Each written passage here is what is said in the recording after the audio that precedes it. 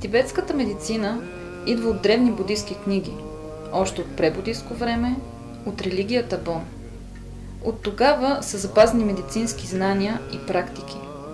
Влияние върху тибетската медицина са оказали практиките на съседни на Тибет народи – Персия, Индия и Китай. Но в крайна сметка те са създали своя оригинална медицинска система.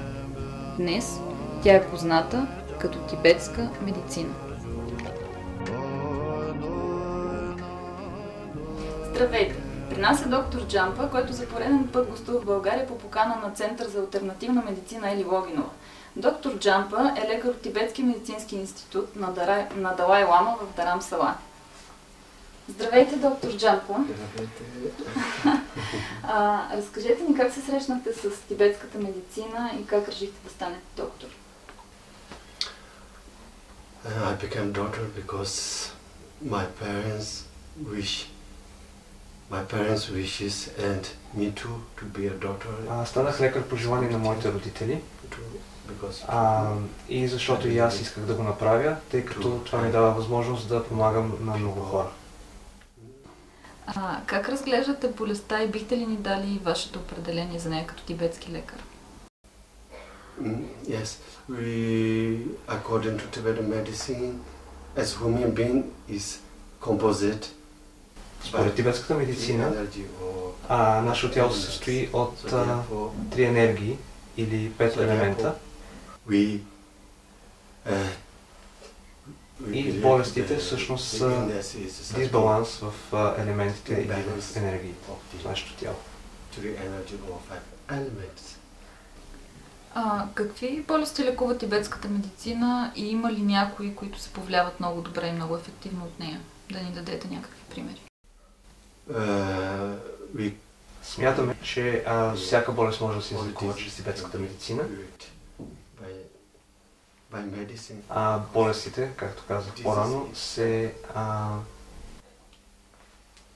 причиняват от дисбаланс в елементите. И нашата медицина може да го възобнови, за да може хората да се чувстват отново здрави. Разкажете ни малко повече за диагностицирането в тибетската медицина. С какви методи си служите? Visualization. Visualization is to see the patient, how the patient. Използваме три вида диагностика. Визуална, допирна и интеррогационна, с въпроси. Чрез визуалната диагностика виждаме как се чувства пациента, какви навици има, как се чувства, дори се усеща. Чрез диагностиката, чрез допир, усещаме техния пулс, правим пулсова диагностика. Също усещаме, например, ако имат тумори, какво е тяхното състояние, какъв е техният растеж. И чрез задаването на въпроси разбираме повече за пациента, как се чувства. Разбираме това, което не се вижда на пръв поглед. Разбираме ако има наличието на болки, на дискомфорт в тялата им. И чрез тези три метода разбираме общото състояние на пациентите. Можете ли да ни направите една кратка демонстрация на пулсовата диагностика? Yes, of course. If the patient is female, да, разбира се, мога да ви покажа пулсова диагностика. При жените ние започваме от дясната ръка и трябва да се отпуснете, затова ще използваме тази възглавница, за да може да отпуснете ръката си и по-лесно и по-точно да разбера вашия пулс и това, което той иска да ми покаже. Put in 3 positions and then where is the disease?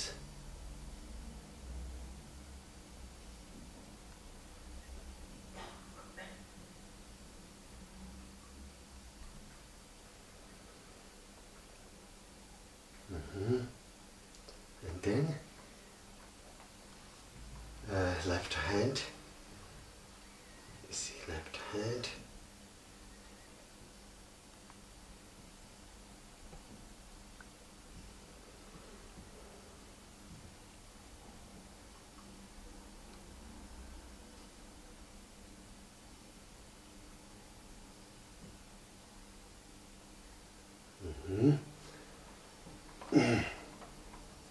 Then we see the tongues and eyes and feeling the body. Okay, Thank you. Може ли да ни разкажете какво ви казва пулса?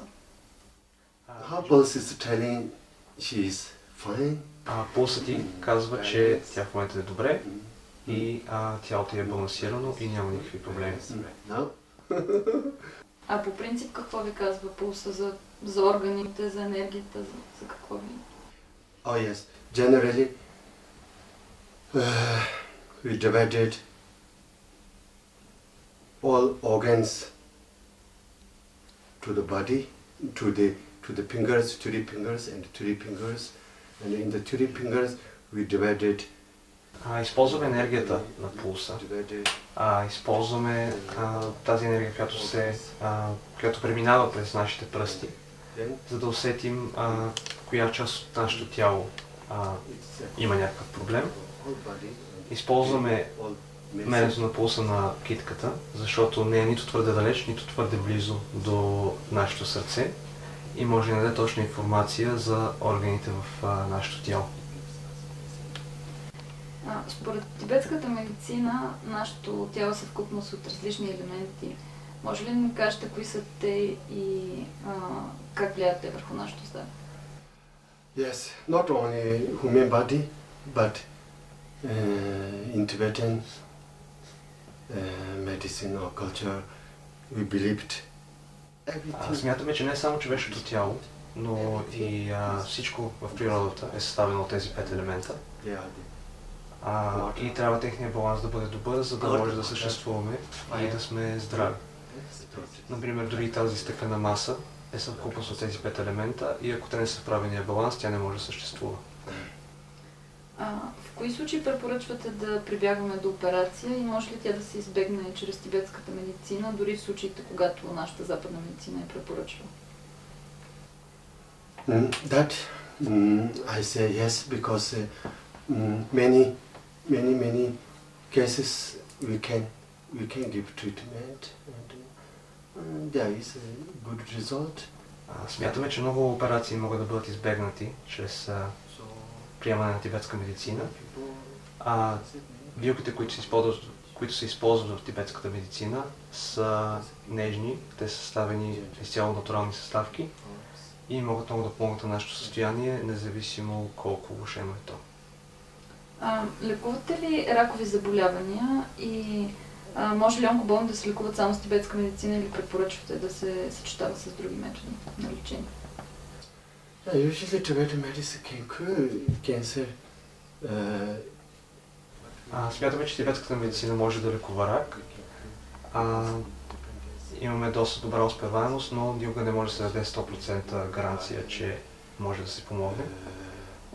Смятаме, че тибетската медицина може да се комбинира с модерна медицина за постигане на по-добър ефект и че методите, които използва модерната медицина, са добри за лекуване или поне за диагностициране на рак и в комбинация с тибетска медицина могат да излекуват или поне да подобрят състоянието на пациентите.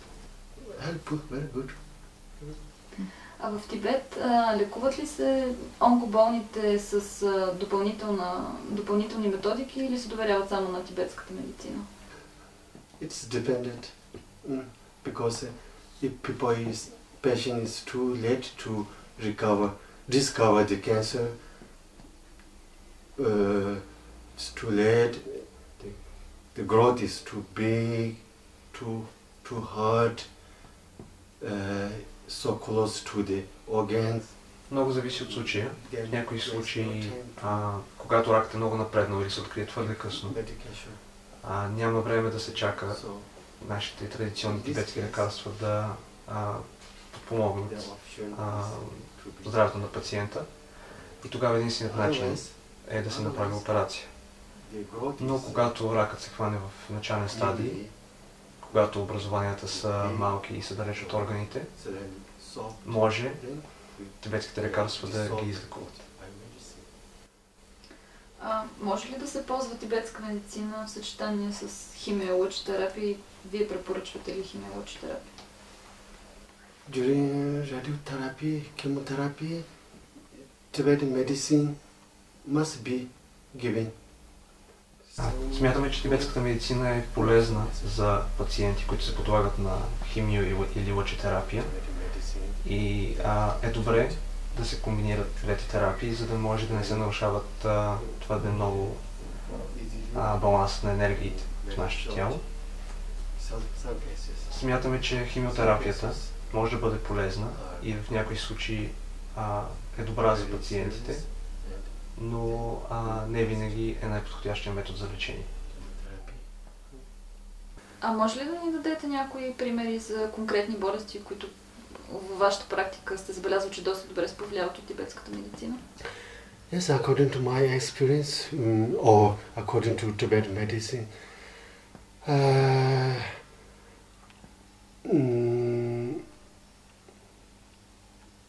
digestive system, stomach, intestine, liver. Според моят опит, тибетската медицина е наистина добра в лекуването на много от болести, като например тези на храносмилателната система, също и проблемите на вътрешните ни органи, като например белите дробове, сърцето, черния дроб, бъбреците. Също така тибетската медицина е много ефективна при лечението на главоболие, болки в ставите, болки в гърба и в костната структура. Освен това, тибетската медицина е много ефективна при лекуването на неврологични заболявания, множествена склероза, а също така и диабет, проблеми на кожата и на нашите очи. Също така, тибетската медицина лекува и гинекологични заболявания, както и много други проблеми на нашето тяло. Може ли да ни разкажете малко повече за тибетските лекарства, от какво и как се приготвят те? I must say 90% of Tibetan medicines are composed by herbs and plants. We use everything. Leaves, flowers, roots. За приготвянето на лекарства в тибетската медицина се използват всякакви билки, като това включва корени, стъбла, цветя, листа и всичко от природата, което може да бъде използвано, за да помогне на пациентите. Всяко тибетско лекарство е комбинация от много различни билки. Някои са комбинация от 5 билки, някои са комбинация от 20 билки, понякога се използват дори 70, 80 и 100 билки в едно лекарство. И затова се налага да събираме много различни материали, за да може да произвеждаме наистина добри лекарства, които да подпомагат здравето на нашите пациенти. Всъщност чувала съм, че в тибетските лекарства понякога използвате рубин, въобще скъпоценни камъни. Използвате ли в кои лекарства? Yes, we use this for the precious peel, stronger peel. Използваме скъпоценни камъни и минерали в нашите лекарства, защото смятаме, че те помагат на хората и как да се чувстват по-силни.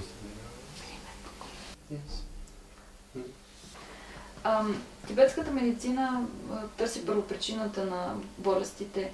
Възможно ли е само с лекарства да излекувате дадена болест или винаги давате допълнителни съвети над какво да се замислят пациентите, какво да променят в своето поведение?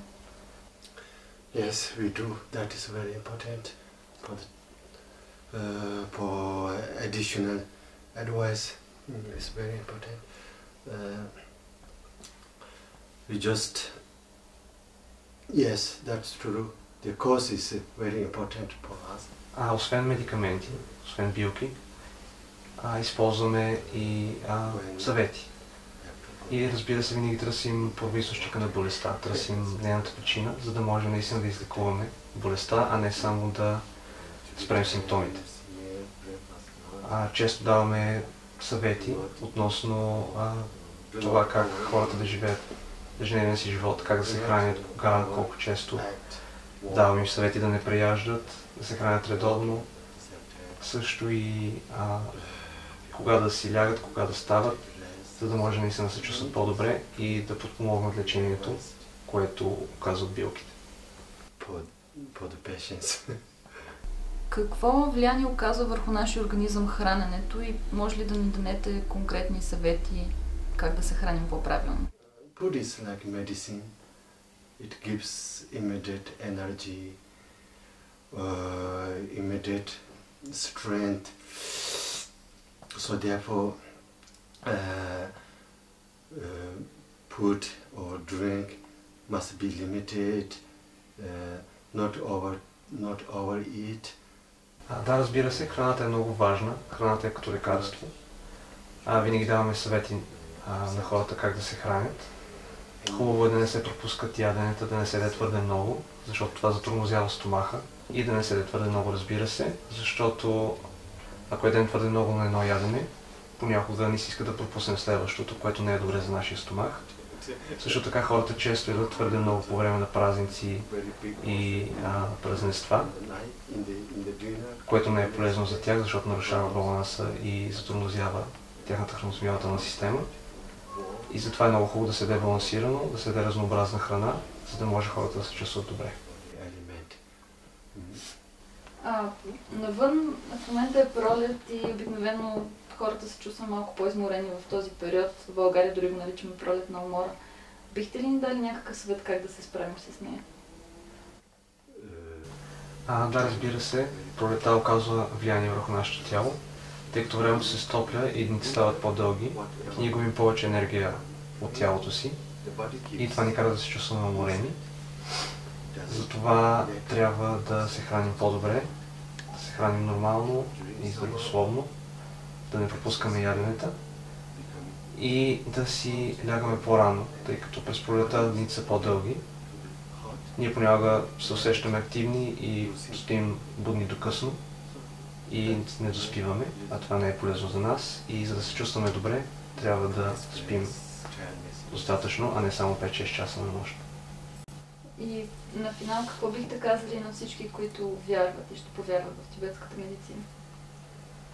The Tibetan medicine is very close to nature, so human being is composed by Тибетската медицина е основана на природата. а хората и всичко около нас също сме създадени от природата. И тъй като основата ни е най-съща, тибетската медицина може да помага наистина на хората, без да им вреди по никакъв начин и без да се появяват никакви странични ефекти. Дори храната, която ядем, без която не можем, тя е дело на природата и тя е създадена от 5 елемента, от които сме създадени и ние. И също така и тибетската медицина е напълно природна, естествена и затова смятам, че може да помага на всички хора по света. Дали може да ни кажете нещо като послание или като мантра за финал? Мантра за Medicine Buddha. Добре, ще се помоля на Буда и ще кажа една мантра. Medicine Buddha. Medicine Buddha's prayer. Okay.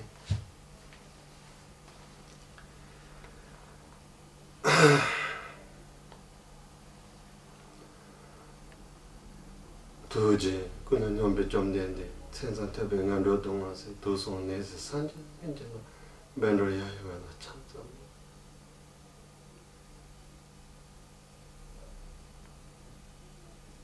대야 동백한자 백한자 마하백한자 백한자 란자야 삼문관에서 대야 동백한자 백한 마하백한자 백한자 란자야 삼문관에서 대야 동백한자 백한자 마하백한자 백한자 란자 삼문관에서 대야 동백한자 백한자 마하백한자 백한자 란자 삼문관에서 대야 동백한자 백한자 마하백한자 백한 란자 삼문관에서 대야 동백한자 백한자 마하백한자 백한자 란자 삼문관에서 대야 동백한자 백한자 마하백한자 백한자 란자 삼문관에서 대동 백한자 백한자 마하 백한자 백한자 란자 소몽가데 소와 senjene pachi yedo nene tarjuji rawe nene malyo batatan juwa me basho mena thoda temba ta sangande jembu basho kando simbola soba ninje senda denjuji marimi sebe menju dongani se menje po tanju konju tanjila chanza choji jasu je sunande tanje zebane kobatone choji datu de jegana je ba tubai sebe cholen rowa do jo